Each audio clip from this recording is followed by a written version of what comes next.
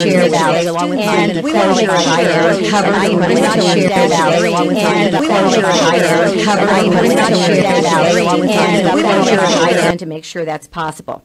At the Commission for Higher Education, our has been to make sure that at the Commission for Higher Education and at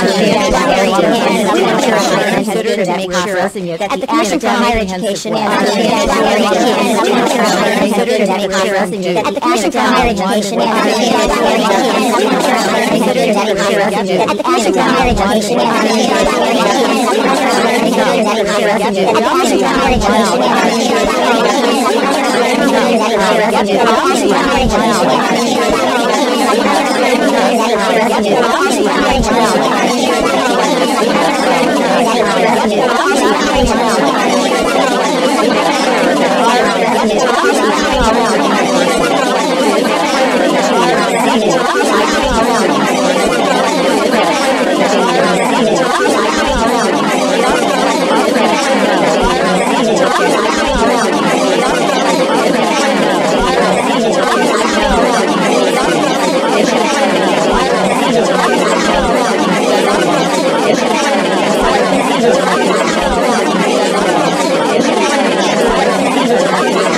that this is really almost done on an individual basis. They need to be able to determine, is their best path forward to actually have their loans forgiven? Would they be better to try to get their credits accepted at another school? And that is a decision that will have to be entered into very thoughtfully, and we want to help them do that. It's going to take a group of really committed people to help us do that, and they are represented in the room here today with me. You're going to hear later from the Department of Veterans Affairs, Jim Brown, who's going to talk to you about why it's so important, in this case, to look at the impact of the closure of ITT on our veterans. We need to make sure that we're doing all we can to address the fact that they may have lost their benefits during the time that they were ITT. We also need to look at those people who've been employed by ITT, and we have Commissioner Steve Braun here with us today to actually talk about that and actually what he could do through the Department of Workforce Development to help the hundreds of people who have actually been employed at ITT. We also have then 5 institutions who are with us here today. ITT Tech Community College, and President Sue Ellspermann is going to talk in just a few moments. We have WG Indiana, which is represented by Allison Barber, who's their chancellor. Indiana Wesleyan University, President Dr. David Wright, and then both Harrison College and Oakland City University have indicated their interest in being involved in helping students as well. I think it's interesting that the 5 people who I just mentioned represent all 3 sectors in higher education, public, private, and proprietary, as options for students as they go forward. So first we're going to turn and actually hear a little bit from Sue Ellspermann, President Sue Ellspermann from ITT Tech. She will be followed by the Department of Veterans Affairs Director, Jim Brown, followed by the Department of Workforce Development Commissioner, Steve Braun. And then I'll come back again and we'll entertain some questions. Thank you, Teresa. And really, can I just speak for all of our institutions? Thank you for the work that the Commission on Higher Education has done. It has really been a team effort. You know, these students live in our communities here in Indiana, and as I represent ITT Tech Community College, we are Indiana's community college system, and we're committed to reaching out and assisting those students in achieving their education goals. I know that I speak for the partnership, for the other partners here with me, in that our higher ed institutions really are going to work together to make sure that those students know all of the options available to them, and we're seeking the best option for them. For some of them, that might mean that their credits can transfer. In other cases, we will look at those credits and do prior learning assessments and or crosswalk those credits to certifications and life experiences they have to try to maximize what they can bring along to their next institution. And I want to mention a very specific event that we will be hosting at ITT Tech at our Fall Creek campus on September 28th. You will see all of those institutions that the Commissioner mentioned available to work with students. So the date is Wednesday, September 28th from 4 to 7 p.m. on the Fall Creek campus. we certainly invite students, their parents, others interested in understanding what those options are available. It is truly our commitment to help those students move forward. And I would say as well that these institutions, as well as our Ivy Tech Community College, will be hosting similar events across the state over the coming weeks. Thank you. And Jim Brown. Thank you, ma'am. Good morning. Jim Brown, Director of Indiana Department of Veterans Affairs. I'm happy to speak on behalf of veterans. I am a veteran and fought in Vietnam and served as a senior leader in Afghanistan. So over the last 45 years, I'm pretty familiar with the second and third order of effects on deployments on family and then the veterans themselves, which brings me here today. I have some remarks that I'm going to follow, and then if I miss something, you can ask a question a little later. Indiana is fortunate to have over 400,000 veterans call Indiana home. At the Indiana Department of Veterans Affairs, it's our team's mission to aid and assist veterans and their families. Indiana owes a great debt to its veterans, past and present. For their personal sacrifices and dedicated service, there's no greater honor than to serve those who have sacrificed so much, and it is an honor and a privilege to do that.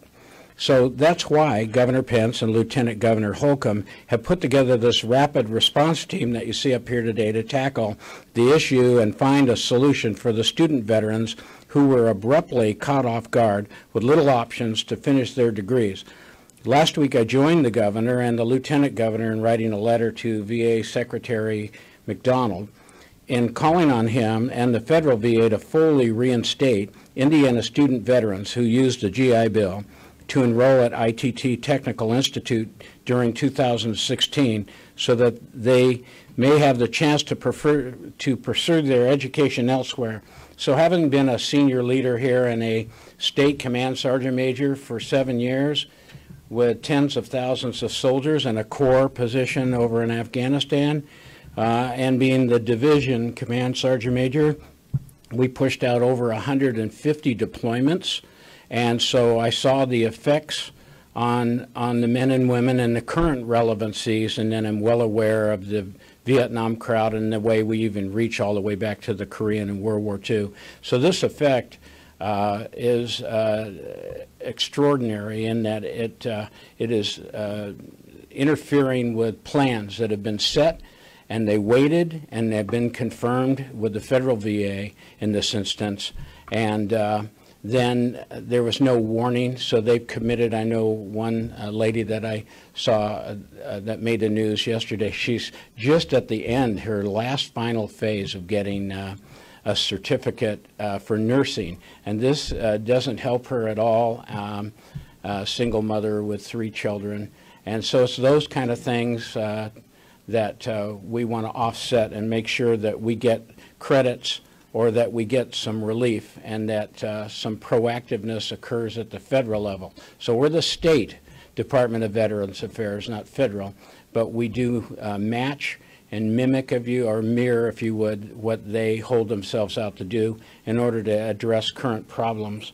So the federal government does have a system in place for forgiving students utilizing federal student aid. However, it doesn't for students who are using post-911 GI Bill benefits to attend college. For those students who have used post-911 GI Bill benefits, they are now unable to reapply them to another institution. So this has to change now. Rather than cause more confusion for our student veterans, I'm strongly urging the federal VA to act quickly on this matter and to also establish a protocol for the future to ensure other instances such as this do not blindside other student and veteran students. Thank you very much.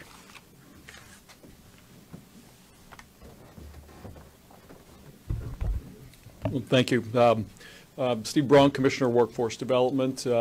I do want to begin by extending a special thanks to Governor Pence, Lieutenant Governor Holcomb, Commissioner Lubbers, and all the other leaders here today for really responding significantly as it relates to being able to provide support to these students who have had a significant impact on their goals of pursuing post-secondary education for a better quality of life. And What we do here today is going to be critical from the standpoint of making sure that they can continue down that path, and I think this response is remarkable, quite frankly.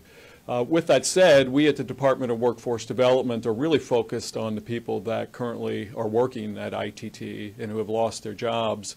There's approximately 662 of these individuals, 400 plus that are in administration here in the state of Indiana, largely in local communities here in central Indiana, and then another 200 plus that are in the faculty, teaching, in other areas.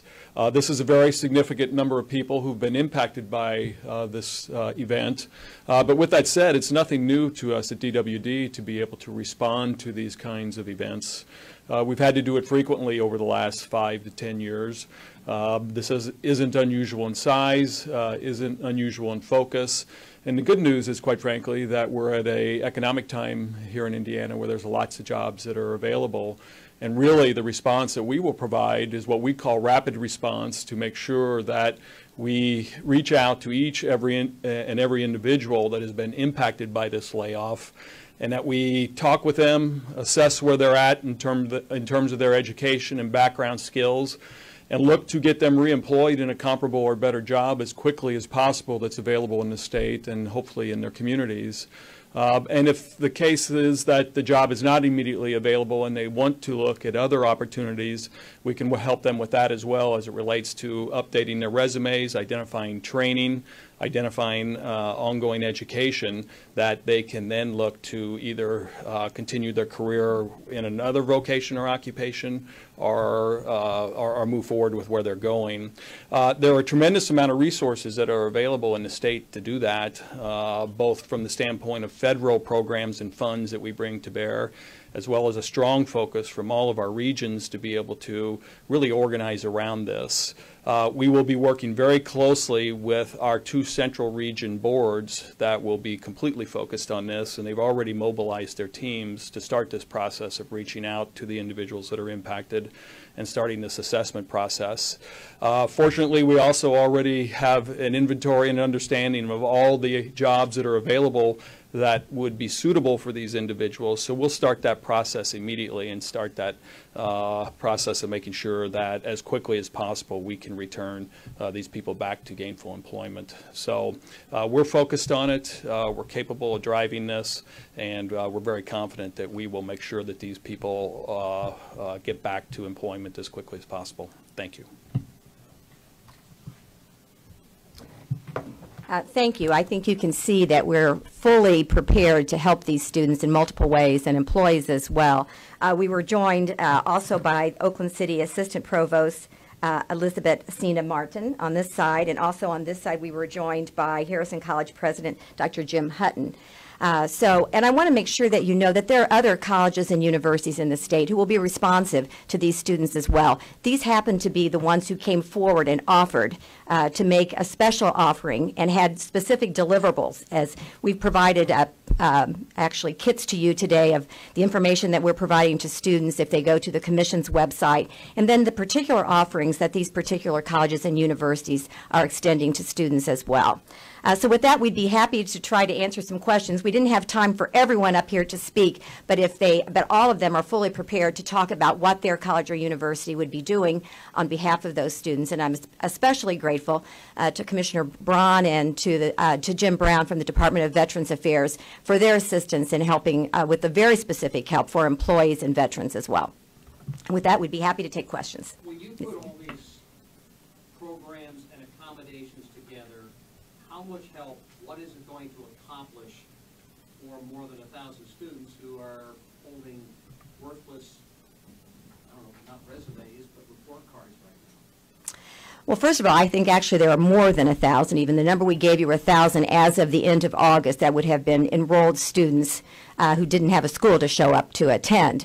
But we know that prior to that, hundreds of students actually had either acquired debt or had some credits, and they may be involved as well. And we can reach back as far as 120 days and provide some assistance. So from a financial standpoint, Rich, I think we can actually look at them and say, if you have loans, we can help with the forgiveness of loans through the federal government discharge program. If you have credits, we're going to have to, on a case-by-cases, make sure that the academic rigor and quality of those credits are recognized by the schools who receive them. There have been some articulation agreements with some of the schools where they've received credits in the past for some of these students, but it will be up to the colleges and universities to determine how to do that.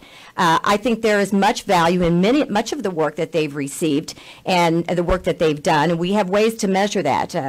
President Ellspermann talked about prior learning assessments, and I know that they're working with CALE, which is the Council on Adult and Experiential Education, to figure out how can you actually recognize what students have learned in a way beyond just the credits that may have been acquired. So I think there are multiple ways that we're going to have to do it. It's going to be done on a case-by-case basis, and I actually offer anybody else who would like to make a comment from one of our colleges and universities. I would just say that learning is never worthless. So their current credits might not be as marketable as they want it to be, but to the individual Hoosier has chosen to go to school and to learn, that's not worthless. So now they need to figure out a university that will accept their credits or work with them to find a pathway so they can leverage what they've learned to be successful in the future. Have you received any feedback from them? Let me have one more. At Indiana Wesleyan University, we've actually worked with ITT for the last 30 years. We've used a portfolio review process where our faculty members review the syllabi and the instruction that ITT students have received. Over the last 30 years, we've reviewed about 500 of their courses, and we've accepted, over that period of time, about 60 credits for these students into our degree programs. This has been reviewed by our regional accreditor, HLC, several times, and has met with their approval. So during this period of time, what we look forward to doing is expanding that to 90 credits, and we also plan to give them a 10% tuition discount to help them during this difficult period of time. We've been committed to developing the workforce in Indiana and around the region, and these are valuable people who have a lot to offer to our communities, and we want to help them in every way that we can.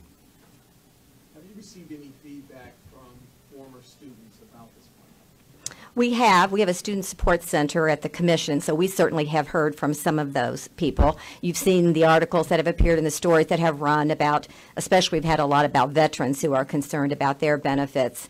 And I'm sure that the colleges and universities have all had contacts as well. I think the offering that ITT Tech is making for the 28th of this month to bring any college or university to participate and talk to those students, this is very unique. You know, we think about every college and university sort of talking about their own students. In this case, we're actually bringing multiple colleges and universities together to try to find the right fit for these students. It might be Ivy Tech, it might be WGU, it might be Oakland City or Indiana Wesleyan or any of these other schools that have talked to us. But we're not doing it through the lens of the school as much as we're doing it through the lens of the student. And that's pretty unique. Is there any kind of new funding that's needed for some of these programs, or to try and offset some of the costs that the colleges will do? We've not heard specifically. I think it falls within their normal mission. One of the things that I haven't mentioned, it's a little in the weeds, so I'll just mention it generally, is, you know, we've talked about the veterans, we've talked about the people who actually had federal loans, but what about the people who took out private loans or struggled to pay for themselves out of their own financial accounts? And so we do have an assurance fund that the state established that may help in some. It's only at about $650,000. We don't know the impact of that, but we're looking at investigating that for helping some students as well. Given that it'll be on a case-by-case basis, how realistic, or what do you think is a realistic time frame for students actually returning to the classroom? I can speak to that. At WGU Indiana, we currently have over 200 students with some ITT experience, and we enroll every month. And so if WGU Indiana at $6,000 a year and all online is a good fit for ITT students, they can come to us, and we'll be at the Ivy Tech event as well. But they could realistically be enrolled in a month. And I think Oakland City?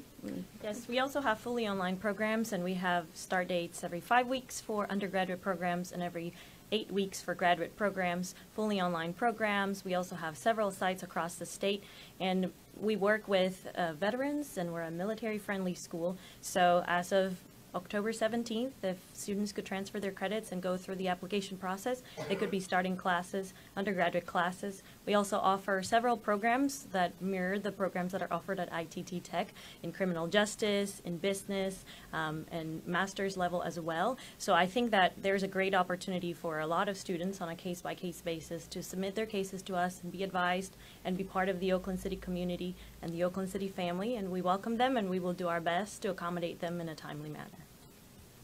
This seems largely like an effort to raise awareness for existing programs and options. Is there something here that you would say is the most significant new offering for these former students? Well, most of them have already been in a program of study, and so it would be how can they either continue that and complete what they're doing, as opposed to a brand new program that they might be starting. There is some risk if, in fact, you had your loans forgiven and you start a new program of study, or if you continue in the same program of study. So those are some questions that I think that they need to really explore with the federal government to make sure that they actually are making the right decision about whether they should use this as an opportunity to have their loans forgiven, or whether they want to try to get their credits transferred, knowing that their loans wouldn't be forgiven. And so, obviously, at the Commission for Higher Education, we're looking for as many opportunities for people to continue their education and complete. But we also recognize that for some, loan forgiveness will be very important. Is there anything new here, though, specifically for students that wasn't available to them a few months ago? Yes, if you looked at the deliverables we had from each of those schools, some of them, they came out with several things, some reductions in cost, application fees. I think the difference in the schedules of when they would accept those students, I think they're being much more liberal in allowing students to come in. I don't know if anybody else has something else that's new with your offerings today. I'll just say at Ivy Tech, we know that a number of these students were with us maybe some years ago, and we're going to look also at any possibility of some loan forgiveness we can give up to some levels, waiving some testing fees, things that will make it easier for students to come back. And I think that really reflects all of the partner institutions up here. It really is about making this student-centered. For Ivy Tech specifically, can you speak to why the school decided not to accept ITT transfer credits? Well, it really is the crosswalking through the PLAs to see which credits we can accept. We're accredited, as are the other institutions, and we have to make sure, and we're held accountable to that accreditation. So as we look at those learning objectives and are able to crosswalk, we will give as much credit as we can. And we think that what's important at the end of the day is that that student ends up with the institution that can give them that best experience going forward and completing that educational goal. This release specifically, though, says Ivy Tech does not accept ITT credits. Is that right? Yeah. In the broad sense, that's correct, but we will look through the prior learning assessments. Absolutely, we expect that students will receive some credit. We can't commit to each of them one-for-one being accepted.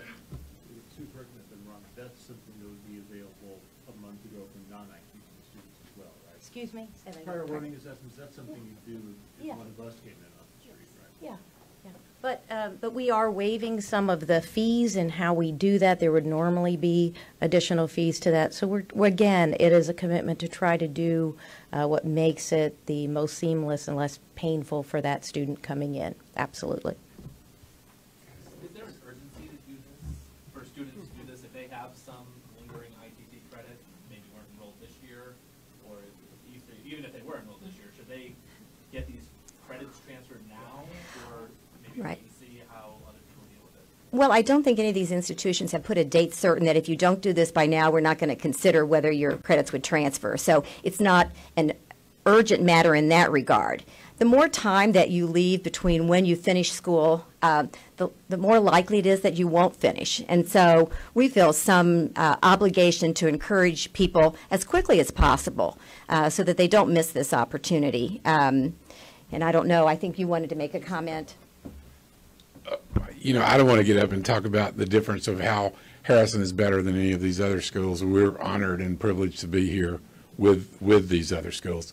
I will say this, we have 7 applications from ITT students to start September 26th, and we will take their credits. But that's not why I wanted to come up here. I wanted to tell you why I was late. I was late because I was at a state licensing board meeting getting emergency approval to accommodate another group of students that had been displaced. And I would love to tell you there's only 2 instances in my life where I've seen schools close and been involved in helping the students. Unfortunately, I've seen several. I was a commissioner for 6 years with an accreditor, and I got into this sector of higher education because of a school closing. What I have never seen is a level of cooperation between government, nonprofit, private sector, proprietary, faith-based. I've never seen this large of a group of schools come together and regulators come together, and it is heartwarming to see the outreach that's gone to these ITT students. I mean, to be on the stage with a community college, which obviously our biggest, one of our own remaining accreditors, we feel honored. But again, your state and your regulators have done, and I've operated schools in 40 states. I've never seen anything like this, and you should be very proud to be a part of it. If there are no other questions, I would just make a... Oh, okay. Are there Yes. other for-profit institutions being investigated by local, state, or federal agencies? If you're enrolled in, say, a DeVry or another for-profit institution that is being investigated like ITT Tech was, should you be fearful of a closure? And, I mean, watching this happen, there are a lot of students in schools like that that are now fearful. I think it's important to look at the status of their accreditation, and I guess one could argue, is that sufficient? Because these schools were still accredited, and they ended up in some degree of difficulty. But at this point, I think what we're trying to do at the Commission, and what we can do, is to really provide as much good information about the status of those schools in terms of data. And so we are reaching out to the proprietary sector, as we do the private and public, to get better information about their enrollments, about their completion rates, their graduation rates, and certainly as a prerequisite for receiving state financial aid, the legislature has given us new tools to get more information about the proprietary schools.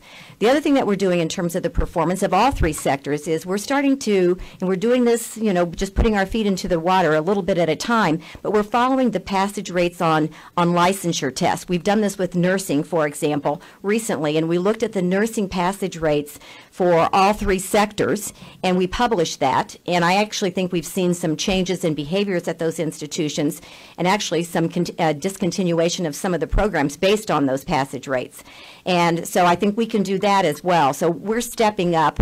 If we have any reason to believe, based on what we hear from the federal government, that any of those institutions are at risk of losing their Title IV funding, which is how you usually know they're in trouble, and this is what happened with ITT. When you can't receive Title IV funding anymore, that means you don't receive state funding anymore either, and then you know that their financial model is at risk, and I think that's what we have to really follow. We're committed to doing a better job of that in the future with more data than we've ever had in the past. And that's really all I was going to really say in conclusion, if there are no other questions, is, you know, how can we do a better job of making sure this doesn't happen, or we know earlier? And I think a lot of it does come back to the area in which we have some influence is the data that we get about these schools, public, private, and proprietary, the success that they have in terms of their graduation rates, their cost, their debt, their labor outcomes. And this is something Steve and I talk about all the time. Are they, and part of what led this whole thing is this whole discussion of gainful employment. Are they getting jobs after they invest their time and their money in their education? Are they in fact being employed? And so we can follow that as well with a longitudinal data system here in Indiana, which is getting better all the time. So we feel a commitment to doing all of that, and we'll share as much information in as much real time as we can with you, and certainly with the students who are being served.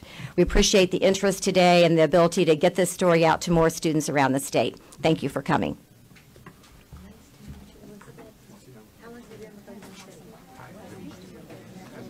We got the labor out. Yeah, we should go. Supposed to be over at noon, but yeah, I left my stuff there, so. Yeah, thanks.